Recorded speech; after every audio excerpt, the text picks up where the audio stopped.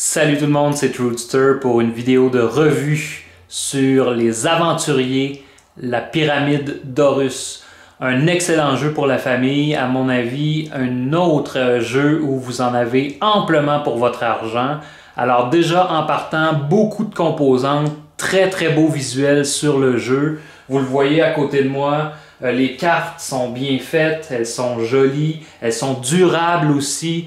On n'a pas l'impression que ça va lâcher du jour au lendemain. Un bon carton qui fait le travail. Les graphismes sont aussi très intéressants. Vous voyez ici, j'ai un scorpion qui est très bien dessiné. On le voit super bien. Alors, vous le voyez, là, les composantes sont super bonnes. Les miniatures, même chose. Très beau travail au niveau des miniatures. On aurait aimé ça les avoir peinturées, mais il aurait fallu payer un peu plus cher. Sauf que pour ce qu'on a, je trouve que ça vaut la peine. Vous voyez aussi, le plateau de jeu est très grand, un beau tableau bien visuel.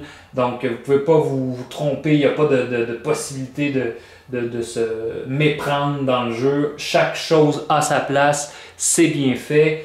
Et maintenant, pour ce qui est des règles, le livre de règles qui vient avec le jeu est très bien fait aussi, avec des illustrations qui nous montrent vraiment comment faire la mise en place, des illustrations détaillées qui nous indiquent vraiment comment jouer au jeu. Vous ne pouvez pas non plus vous tromper. C'est sûr que si vous souhaitez lire le livre entier, ça va prendre un petit peu plus que 15 minutes, mais ça s'apprend très rapidement. Donc vous allez voir que c'est un jeu qui se joue assez rapidement et qui s'apprend très rapidement. Je dirais que le jeu, ce qui me plaît énormément, c'est vraiment la dynamique de prendre des risques pour se rendre jusqu'au bout de la pyramide, pour ressortir avec le plus de trésors. Pendant ce temps-là, les dalles tombent du plafond, pouvant sceller le passage pour notre retour, ce qui nous ferait perdre la partie. Ça m'est arrivé des fois d'avoir des parties où on était dans les tout premiers tours de jeu, on avait ramassé peut-être 1 ou 2 trésors, puis le passage s'est complètement scellé devant nous, puis contre toute attente, tout le monde a perdu la partie.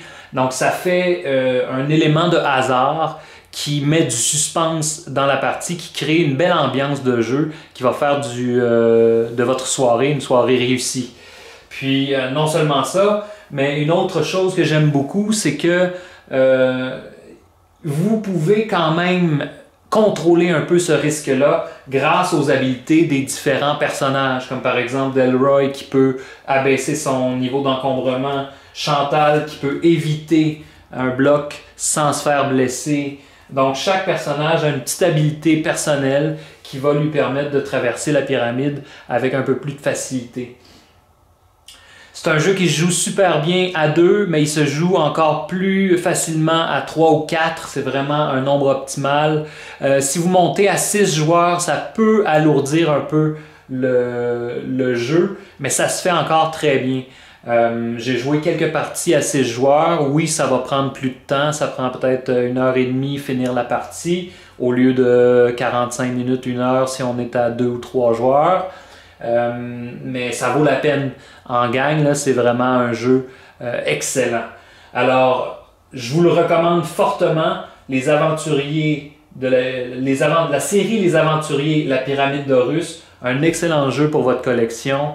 J'en ai aucun doute. Alors, sur ce, je vous souhaite du plaisir à jouer. On se revoit très bientôt. Bye bye.